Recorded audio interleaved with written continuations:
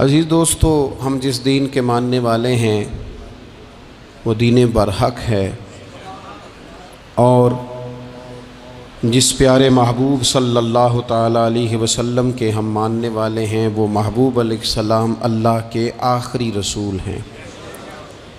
नबी अकरम सल्लल्लाहु ताला अलैहि वसल्लम कामिल अकमल और मुकम्मल दीन लेकर तशरीफ़ लाए। अब ये दीन इस्लाम ऐसा मज़बूत, ऐसा मुस्तहकम दस्तूर हयात है कि क़यामत तक इसी दीन का सिक्का चलेगा। वक्ती तौर पर जो हालात उम्मत पर इस वक्त गुज़र रहे हैं उसमें उम्मत महकूम नज़र आती है, कमज़ोर नज़र आती है और हम देखते हैं कि गैरों का रोब भी हमारे हुक्मरानों के चेहरों और उनके लहजों पर नज़र आता है। जो कौमें किसी का रोब इख्तियार करती हैं, किसी शख्स को इस तरह का बड़ा जानती हैं कि एहसास कमतरी का शिकार हो जाती हैं, वो अपनी आने वाली नस्लों को कभी मजबूत नहीं कर पाती। हमारे मिजाजों में और हमारे रोज़मर्रा के मामलात में कुछ चीज़ें इस तरह की रख दी गई हैं कि लोग एहसास के नीचे दबते चले जा रहे हैं। बरादरीज़म एक बहुत बड़ा इशू रहा हमारे यहाँ। मैं बड़ी दर्द के साथ ये बात अर्ज़ किया करता हूँ कि ज़्यादा गुनाह और ज़्यादा जुर्म उस बंदे का नहीं जो अपनी बरादरी को बड़ा समझता है, बल्कि ज़्यादा मुजरम वो है जो अपनी बरादरी को छोटा समझता है। इसने क्यों अपने अंदर एहसास कमज़ोरी पैदा किया? इसको क्यों ज़रूरत पेश आई ये कहने की कि मैं किसी कमज़ोर कबीले से ताल्लुक़ रखता हूँ? इसे खुल के कहना चाहिए था कि मैं भी जनाब आदम का बेटा हूँ। इसे खुल के कहना चाहिए था कि मैं भी रसूल रहमत का ग़ुलाम हूँ, मैं भी अल्लाह का बंदा हूँ। खुल कर बात करनी चाहिए। एहसास के नीचे दब जाना, परेशान। फिर इसी तरह का मामला अमीरी गरीबी का है। गुरबा क्यों ये समझ बैठते हैं कि जिसके पास पैसे ज़्यादा हैं शायद फ़ज़ल भी ज़्यादा उसी के पास है? क्यों इस एहसास से बाहर नहीं आते? अगर दौलत बहुत आला होती ना और बड़ी ही कीमती होती तो सबसे ज़्यादा सैयदा फ़ातिमा ज़हरा के घर में होती। सबसे ज़्यादा तजोरियाँ सैयदा आयशा सिद्दीक़ा के पास होती, लेकिन ये ज़्यादा कीमती नहीं थी, इसलिए दरवाज़ा रसूल पे भी नहीं थी। तो इसी तरह का मामला कुछ लोगों का है। मैंने अपनी ज़िंदगी में ये देखा है कि मज़हबी माहौल से वाबस्ता लोग कई दफ़ा बड़े परेशान हो जाते हैं कि मैं तो मौलवी साहब हूँ, और महल्ले का मौलवी बना के जब किसी को रखा जाता है तो बेचारा वैसे भी परेशान हो जाता है। उसकी ज़िम्मेदारी होती है कि तूने वक्त पे जनाजा पढ़ाना है, टाइम पे कुल पे आ जाना, 10वें पे वक्त पे पहुंचना, गैर हाज़िर ना होना। कुछ जगहों पे ये भी रिवाज है कि जनाब आपको 7 दिन और 10 दिन मुसलसल बैठना है और पढ़ाई करनी है। वो आहिस्ता आहिस्ता आहिस्ता आहिस्ता बच्चे एहसास का शिकार, यानी कुरान शरीफ पढ़ने वाले बच्चे और किताब व सुन्नत की तालीम हासिल करने वाले बच्चे, लेकिन उन्हें ये कहा जाता है कि चलो फ़लानी जगह कुरान पाक पढ़ने चलते, कुरान पढ़ने जा रहे हैं। कुरान इनकलाब की किताब है। कुरान बंदे को उरूज देता है, लेकिन उन बच्चों की ज़हनी साख्त ये बनाई जा रही है कि चलो कुरान पाक पढ़ने चलते हैं, वहाँ बिरयानी मिलेगी खाने को, गोश्त मिलेगा खाने को। शिकायत है मुझे या रब खुदा बंदाने मकतब से, सबक शाही है बच्चों को दे रहे हैं खाकबाजी का। इतनी छोटी जब आप किसी की सोच बना देते हैं तो फिर वो आप कहें कि वो इनकलाब बर्पा करे, वो कोई बड़ा कारनामा सर अंजाम दे, ये होता नहीं, मुमकिन नहीं होता। जब आप आहिस्ता आहिस्ता करके एहसास कमज़ोरी के नीचे दबते चले जाते हैं, दबते, हालात ख़राब हो जाते हैं। हमारे बुजुर्ग हमें कहा करते थे कि मौलवी होना कोई ताना है, और हमने हालात बदलते देखे। एक टाइम ऐसा था कि मौलवी होना लोग ताना समझते थे। हमें भी कहा मौलवी साहब इधर आई, आपको ध्यानदारी से कहता हूँ हमने वो दौर भी इंजॉय करके गुजारा है जे किसी एक बारी मौलवी आख्या तो उन्होंने आखे यार ये कोई परेशानी वाली गल है, शुक्र है असी मौलवी हाँ, ये कोई परेशानी है, आप क्यों परेशान हो गए। मौलवी किसी ताने मैंने का नाम है। और फिर वो जो कल तक कह रहा था ना कि ओहो तुसी तो मौलवी बन गए हो, फिर हमने वो दौर भी देखा, उसने कहा यार 2 मिनट खड़ा हो तेरे साथ तस्वीर बनानी है, वो दौर भी देखा, ये दौर भी देखा। थोड़ा सा ना अपनी ज़िंदगी के अंदर खुददारी, इज़्ज़त नफ्स, वक़ार, इस्लाम उरूज देता है बंदे को। मुसलमान तेज़ी से दबते चले जाते हैं, दबते चले जाते हैं। मुल्क के शाम का बंदा आ गया हज़रत उमर को मिलने, उसने आते ही पूछा तुम्हारे बादशाह का महल कहाँ। उन्होंने कहा जी हमारे बादशाह का महल नहीं होता, हमारे यहाँ लोगों ने समझ लिया ना कि रोब शायद कपड़ों का होता है, रोब शायद गाड़ियों का होता है, बंगलों का होता है, बहुत बड़ी कोठी का रोब होता है। और नहीं भाई, रोब तो बंदे के किरदार का होता है,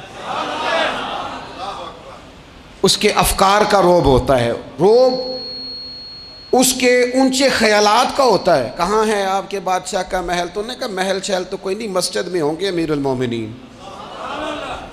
बंदा कहता है मैं सोच में पड़ गया कि जिसके नाम से मेरा बादशाह कांपता है वो मस्जिद में होगा। गन मैन ही कोई नहीं, हटो बचो ही कोई नहीं, इधर उधर ही कोई नहीं, पहरेदार ही कोई नहीं। मस्जिद में जाके पूछा जनाब उमर, कहने लगे इधर ही थे। किधर हैं भाई हजरत? वो किधर हैं भाई? इधर ही थे। कहने लगा, मैं हैरान हो गया कि ये बादशाह की बात हो रही है। एक साहब कहने लगे वो खजूरों के बाग की तरफ जा रहे थे। कहते मैं खजूरों के बाग में गया तो एक बंदे से पूछा अमीरुल मोमिनीन, कहने लगा वो सामने की तरफ जा रहे थे। उधर गया, एक बंदे से पूछा कहाँ है वो शख्स इसकी 24 लाख मुरब्बा मील पे हुकूमत है? कहाँ है वो शख्स जो मदीने में बैठ के नारा लगाता है तो कैसर और किसरा कांप जाते हैं? वो बंदा किधर है कि जिसकी बात जगह जगह होती है, जिसका तज़किरा सुना है कि उसे देख के शैतान भी रास्ते बदल जाता है। उन्होंने कहा वो देख रहे हो खजूर के दरख्त के नीचे कुएं के साथ मिट्टी का ढेला तकिए की जगह रख के वो जो तामत बांधे कुर्ता पहने सोया है वही तो फारूक आज़म है। वो शख्स कहते हैं उमर सोए थे। शेर सोया भी हो तो उसका रोब होता है। शेर जो होता है, शेर कभी सो भी जाए ना तो लोग फिर भी खौफ खाते हैं और उसके जागने का खौफ खाते हैं कि ये कहीं जाग ना जाए। शेर जो हुआ, कहते हैं हज़रत उमर सोए थे पर मैं करीब गया तो मेरे वजूद पे रोब तारी हो गया, रोब। और मेरी ज़ुबान से बेसाख्ता ये जुमले निकले कि उमर तो इंसाफ करके सोया है ना, तो मिट्टी के ढेले पे भी तुझे सुकून की नींद है। खुददारी, वक़ार, इज़्ज़त, ये एहसास कमतरी से बाहर निकलें। हमने अपने बच्चों को मसल डाला है, वो तुसी माड़े दे बच्चे हो, तुसी तो नहीं ना आगे जा सकते, वो असी गरीब लोग ना बेटे तू फलाने के साथ ना जाया। हमने अपने बच्चों की ख्वाहिशात तबाह कर दी, कमज़ोर करके रख दिया, इन्हें बार बार सिखाया हमने। खुददार था वो बाप जिसकी थोड़ी सी आमदन थी पर वो गर्मियों में अपने पुत्र से कहता था पुत्र बड़ोले में दाने डाल दिए हैं, तुम्हारी माँ ने मर्तबान में अचार डाल दिया है, लो अब सारी गर्मियाँ परवाह कोई नहीं। वो खुददार लोग थे। लेकिन आज ये दीन गालिब होने के लिए आया है, मुसलमान ने गालिब होना है। ये थोड़ा अपनी ज़ात से उठकर जब सोचेगा ना, बड़ी बात करेगा, बड़ी बड़ी सोच पैदा करेगा, बड़ा इसका मिजाज होगा, खुला इसका दिल होगा, तो फिर ना ये ज़रा सर उठा के जिएगा। कुरान मजीद की जो है करीमा मैंने तिलावत की, अल्लाह करीम ने फरमाया हुवल्लज़ी अरसला रसूलहू बिलहुदा व दीनिल हक़, फरमाया वो कादिर मुतलक है जिसने अपने रसूल को हिदायत और हक़ दे के भेजा है।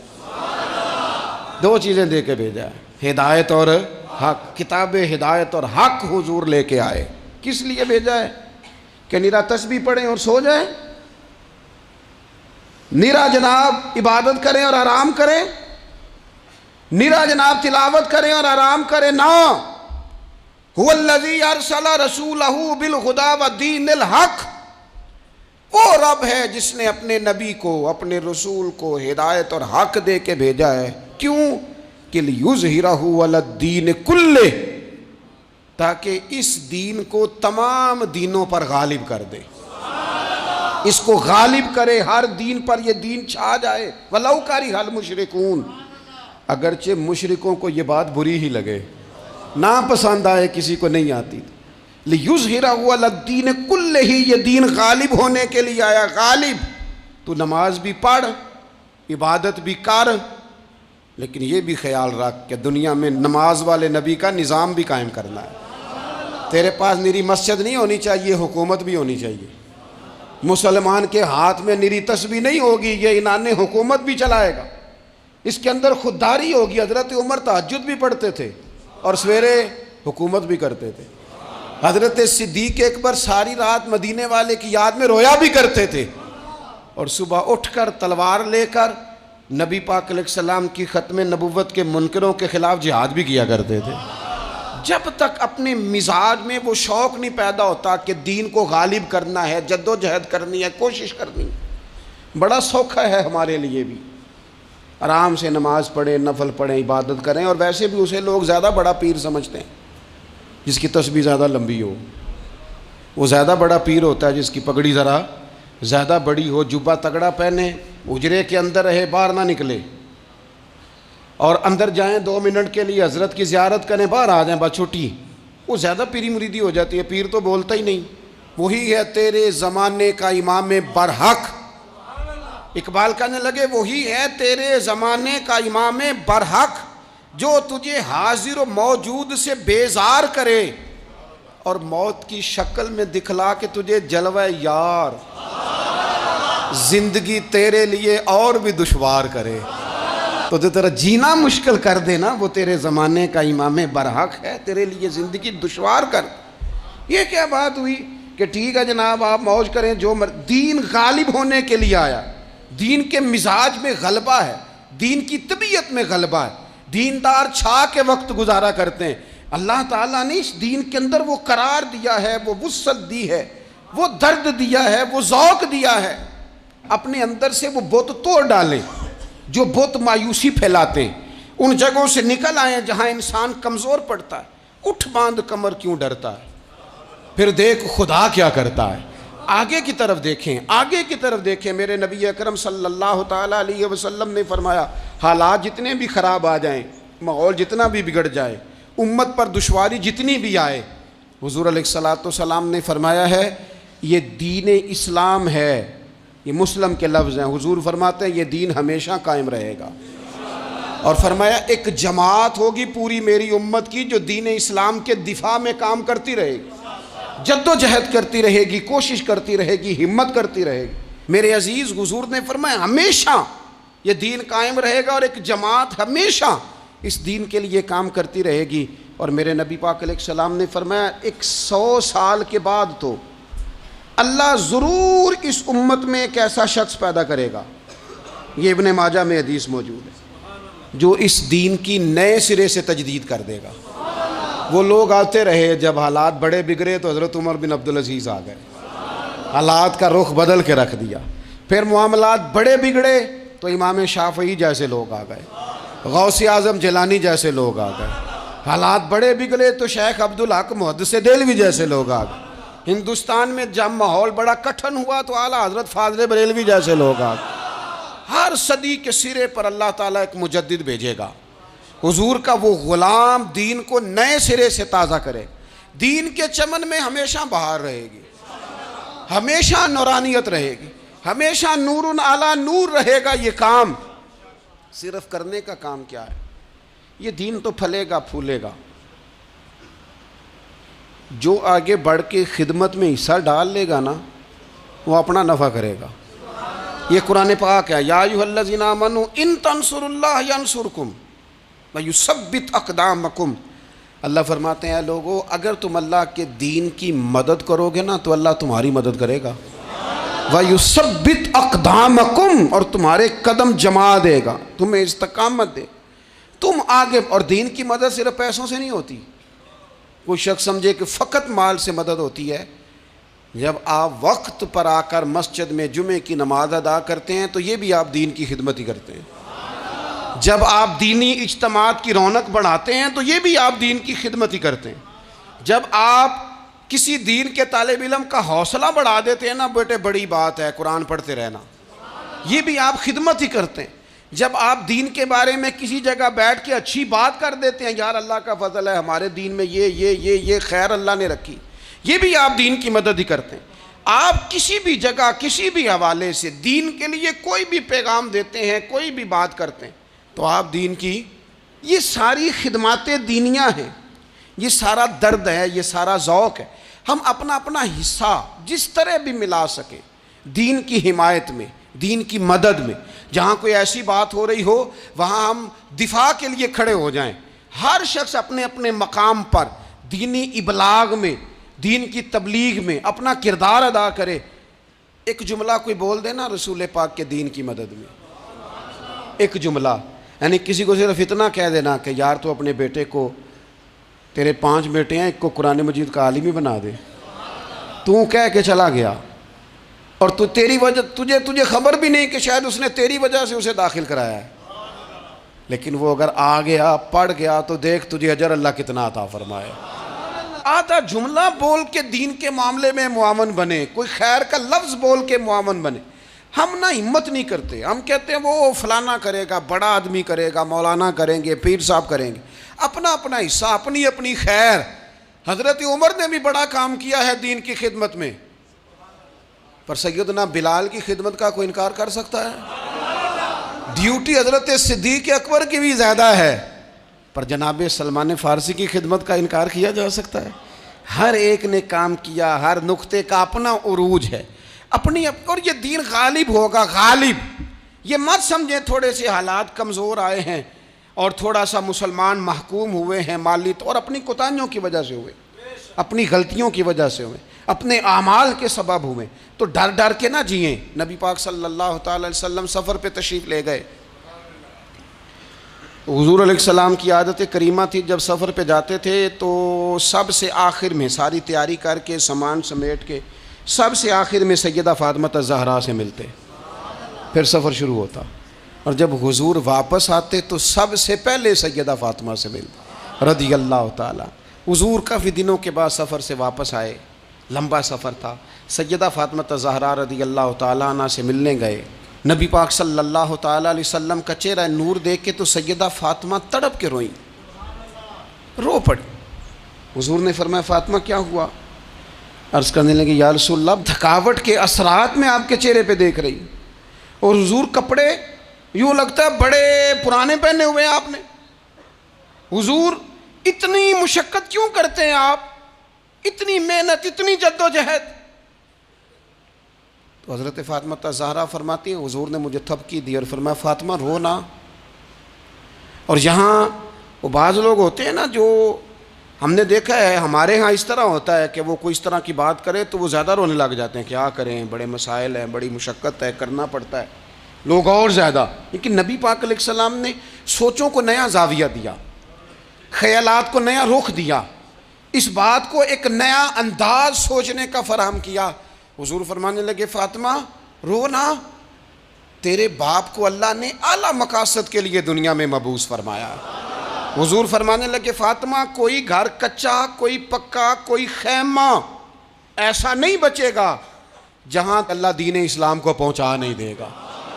और फरमाया फ़ातिमा याद रखना, जिस तरह रात छा जाती है ना, मोहम्मद अरबी का दीन भी छा जाएगा, ये छा जाएगा दीन। जिस तरह रात छा जाती है ये दीन भी छा जाएगा। और फिर दीन छा गया, जगह जगह छा गया। यूरोप में भी अज़ानें पढ़ी जाने लगी, अमेरिका और अफ्रीका में भी कुरान पढ़ा जाने लगा। जगह जगह जगह जगह रसूलुल्लाह सल्लल्लाहु अलैहि वसल्लम के दीन की बात होने लगी। कहा फ़ातिमा कार कच्चा हो या पक्का हो, खैमा हो, हर जगह ये दीन पहुँचेगा। और दीन पहुँचा। दोस्तों कमज़ोरी वक्ती तौर पर है, हालात वक्ती तौर पर हैं। मुसलमानों न घबराओ, खुदा की शान बाकी है। ये दीन फितरत है। ये दीन अपनी हकानियत की वजह से फैल रहा है, किसी का मोहताज ना, ये किसी के जोर लगाने। मुसलमानों न घबराओ, खुदा की शान बाकी है। अभी इस्लाम जिंदा है, अभी कुरान बाकी है। ये काफिर क्या समझते हैं जो हमसे रोज उलझते हैं, अभी तो करबला का आखिरी मैदान बाकी है, अभी तो आखिरी मैदान लगेगा मैदान करबला में, और फिक्रे हुसैनी के अलमबरदार मैदान में निकलेंगे, यजीदी सोचों से टकराएंगे, और बड़े सीने तैयार हैं जो इसके लिए पूरी जद्दोजहद करेंगे। अभी तो करबला का आखिरी मैदान बाकी है। अपनी जिंदगी के अंदर कुव्वत इरादी पैदा करें, कुछ कर लेने की ठान अपने मिजाज में पैदा करें। कमजोरी आ जाती। अदी बिन हातम जो थे ना, ये हातम ताई के बेटे थे, बादशाह का बेटा था, जमाना बड़ा देखा था, बड़े बड़े वजीरों मुशीरों, सारी जिंदगी आला सतही वफूद से मुलाकात हुई। अदी हुजूर की बारगाह में आए, मुस्नद इमाम अहमद बिन हम्बल में मौजूद। तो इस्लाम पर अभी गुर्बत का दौर था, चंद लोग मुसलमान हुए थे। नबी पाक अलैहिस्सलाम ने फरमाया अदी कलमा पढ़ लो। तो अदी कहने लगे मैं तो पहले ही एक दीन का मानने वाला हूँ। हुजूर फरमाने लगे जिस दीन के तुम मानने वाले हो उस दीन को मैं तुमसे ज़्यादा जानता हूँ। हुजूर फरमाने लगे जिस दीन के तुम मानने वाले हो उसमें क्या ये लिखा है कि मालिक गनीमत का चौथा हिस्सा खा जाओ? कहने लगे नहीं। तो फरमाया खा क्यों जाते हो? अदी कहते हैं चूँकि ये हमारे अंदर की बात थी बादशाहों की, तो मैंने फ़ौरन सर तस्लीम खम कर दिया, मैंने फ़ौरन सर झुका दिया। मैंने कहा आप बात ठीक कर रहे हैं। हुजूर फरमाने लगे अब अगली बात भी करूं या रसूलुल्लाह फरमाइए। फरमाया पता है तुम दीन क्यों नहीं कबूल कर रहे? ये भी मुझे पता है। या रसूलुल्लाह क्यों? फरमाया तुम देखते हो कि दीन के मानने वाले गरीब गरीब लोग हैं, तुम देखते हो कि अभी ये कमज़ोर हैं, तुम देखते हो कि मक्के वालों ने मदीना तय्यबा से परेशान करके मुसलमानों को निकाल दिया है। ये गरीबी देखकर, बज़ाहिर इस्लाम की कमज़ोरी देखकर तुम कलमा नहीं पढ़ रहे। हुजूर फरमाने लगे अदी मकाम हिरा का नाम सुना है? बड़ी दूर था इलाका वो, मकाम हिरा का नाम सुना है? अदी कहने लगे हुजूर सुना है पर वो जगह देखी नहीं। महबूब फरमाने लगे सुन, मैं वो वक्त लेके आऊँगा, मेरा दीन इस तरह नाफिज होगा कि एक औरत मकाम हिरा से ऊँटनी पे अकेली बैठेगी और अकेली आएगी और आके बैतुल्लाह का तवाफ करेगी, सिवाय उसे अल्लाह के किसी का खौफ नहीं होगा, रब के अलावा किसी से नहीं डरेगी। ये दौर आएगा। तू देख रहा है कि सिर्फ मक्के पे हुकूमत नहीं दुनिया पे मुसलमान छा जाएंगे। और हुजूर फरमाने लगे किसरा का नाम सुना है? कहा हुजूर वो तो बाज़ार इस वक्त बड़ा तगड़ा बादशाह है। फरमाया उसके इलाके भी फतह होंगे, वो ख़जाने मुसलमानों के पास आएंगे। और फरमाया तू, तीसरी बात नबी पाक ने बयान की, फरमाया तू ये देख रहा है कि मुसलमानों में गुर्बत है? फरमाया आदि एक वक्त आएगा लोग देने के लिए निकलेंगे पर उन्हें लेने वाला कोई नहीं मिलेगा। एक वक्त आएगा लोग देने निकलेंगे, लेने कोई नहीं आएगा। अदी कहते हैं कि मैं रसूल करीम का कलमा पढ़ के मुसलमान हो गया। अब फिर ज़्यादा दौर नहीं गुजरा, अदी रोया करते थे, हातम ताई के बेटे अदी रोया करते थे और रो के बताया करते थे लोगों वो जो हुजूर ने फरमाया था ना बीबी हिरा से चलेगी और तवाफ़ करेगी, वो बीबी मैंने अपनी आँखों से आती देखी। मैंने उस तन्हा औरत को हुजूर सैयद आलम की पेशन गोई के मुताबिक बैतुल्लाह का तवाफ़ करते देखा, उसे सिवाय अल्लाह के किसी का डर नहीं था। और अदी कहने लगे वो जो हुजूर ने फरमाया था ना कि किसरा के ख़जाने फ़तह होंगे, फरमाया वो जब फ़तह हो रही थी तो मैं खुद उस जंग में शरीक था, मुझे अल्लाह ने मौका दिया, मैं मुजाहिदों में शामिल था। और फरमाने लगे तीसरी पेशन गोई रह गई है, मुझे उम्मीद है वो भी पूरी होगी। हज़रत उमर बिन अब्दुल अजीज़ के ज़माने में आके वो दौर भी आया कि लोग ज़कात देने निकलते थे, लेने वाला कोई नहीं मिलता था। लोग किसी को गरीब समझ के सदका देने लगते थे, वो कहता था भाई ले जा, मैं तो रात खुद दे के आया हूँ। लोग देने निकलते थे, लेने वाला कोई नहीं। इस्लाम की फितरत में कुदरत ने लचक दी है, उतना ही ये उभरेगा जितना के दबा दोगे। ये मौलवियों की वजह से, पीरों की वजह से, सियासतदानों की वजह से नहीं छाएगा। ये क्यों छाएगा कि अरसला रसूलहू बिल हुदा व दीनिल हक, ये इसलिए छाएगा कि अल्लाह ने भेजा ही हक के साथ है, ये आया हक के साथ है, लिहाजा छा जाए। हक हमेशा छा जाया करता है। और वकुल जाल हक व ज़हकल बातिल इन्नल बातिल काना ज़हूका, जब हक आता है तो बातिल खुद ब खुद छुप जाता है, और बातिल होता भी मिट जाने के लिए। बस ना ये दीन हजरत खुबाब बिन अल अर्थ रदी अल्लाह ताला अन्हु फरमाते हैं, हमें बड़ी तकलीफ़ दी कुफार मक्का ने, कुरैश ने बड़ा सताया। नबी पाक अलैहिस्सलाम खाना काबा के साथ एक चद्दर लेके आराम फरमा रहे थे। हम हुजूर की बारगाह में गए, या रसूल अल्लाह दुआ करें ये तबाह हो जाएं, तंग बड़ा करते हैं। हुजूर आप दुआ करें अल्लाह की बारगाह में। तो हुजूर उठ के बैठ गए, फरमाया जल्दी ना करो, तुमसे पहले ऐसे लोग गुजरे हैं जिनको गढ़ों के ऊपर रख के ना तो आरों से काट दिया जाता था, वो 2 टुकड़े हो जाते थे। फरमाया जल्दी ना करो, तुमसे पहले ऐसे लोग गुजरे हैं कि लोहे की कंगियों से उनका गोश्त नोच दिया जाता था, हड्डियां तक जख्मी हो जाती थी, सी नहीं करते, जख्म पे जख्म खा के जी, खूने जिगर के घूंट पी, आह न कर लबों को सी, ये इश्क है को दिल लगी नहीं। कहा खुबैब थोड़ा सब्र करो, और फिर हुजूर फरमाने लगे, खुबैब ये बात याद रखना, जो दीन मैं लेके आया हूँ ये गालिब हो के रहेगा, ये गालिब होगा, गालिब। वो अबू सुफियान जो मैदान उहद में कहते थे फ़लाँ भी हमने मार दिया, फ़लाँ भी मार दिया, जब 10,000 का लश्कर लेके नबी पाक गए थे ना दोबारा वापस, 10 सालों में 3 लोग लेके हुजूर मक्के से आए, और 10,000 का लश्कर लेके जब दोबारा गए ना, तो अबू सुफियान कहने लगे लड़ना ही नहीं, क्योंकि जिस शान से मासूम आमना आए हैं लड़ने वाली बात ही कोई नहीं, ताकत ही नहीं, आँख नहीं मिला सकते तो हाथ कैसे उठाएंगे। लेकिन पता है हुजूर का तरीका क्या था, स्याह इमामा था, ऊँटनी पे बैठे थे, और गर्दन महबूब ने इतनी झुकाई थी कि वो ऊँटनी की गर्दन से लग रही थी। इस शान के साथ हुजूर दाखिल हुए, इज़ा जाअ नस्रुल्लाहि वल फथ व रअयत अन्नास यदखुलून फी दीनिल्लाहि अफ़वाजा। अपने अंदर ना थोड़ी सी आप 24 घंटे दुनिया कमाएं, कोई मना नहीं करता, माल कमाएं, जायदादें बनाएं, हलाल कमाएं, जितना मर्जी कमाएं, लेकिन ना कुछ थोड़ा सा अपने आप को दीन के लिए, सिर्फ माली तौर पर नहीं। हमारे यहाँ एक बहुत बड़ा मसला ये बन गया है कि सिर्फ माली तौर पर हम समझते हैं दीन की मदद कर दी।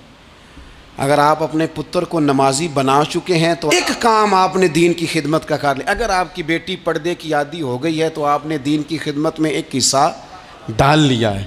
अगर आपके घर के अंदर आप उन सारी चीज़ों को बैन करने में कामयाब हो गए, या अय्युहल्लज़ीना आमनू कू अनफुसकुम व अहलीकुम नारा, ईमान वालों खुद भी दोज़ख से बचो, अपने अहले खाना को भी बचाओ।